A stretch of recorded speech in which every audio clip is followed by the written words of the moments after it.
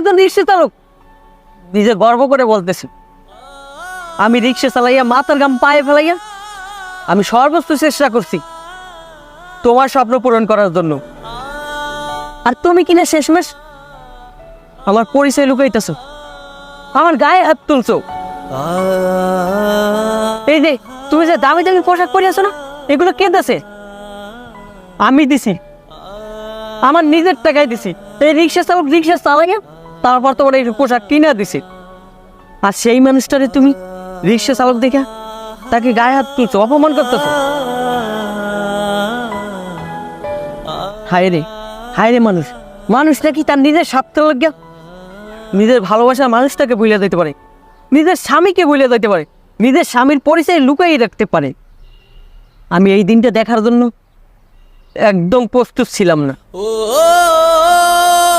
আমার ভুল হয়েছে, আমি তোমার কাছে মাপ চাইতেছি, আমাকে মাফ করে দিও। আসলে আমার মানুষ কম বুঝায় নাই যে তুই যে তোর বউটারে লেখাপড়া করাইতেছস, 2 দিন পর তোর বউ তোকে বুঝলে যাইব। আমি কি করছি জানো? আমি মানুষের গলার উপরে কথা কইছি। আমি বলছি আমার বউ এমন হইতে পারে না। সেই বউ আজ আমাকে তার বন্ধু বান্ধবের সামনে অপমান করতেছে।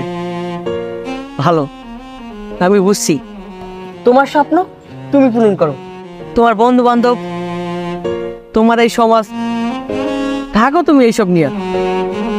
যাই হোক, আমি তোমার কাছে আবার মাফ চাইতেছি।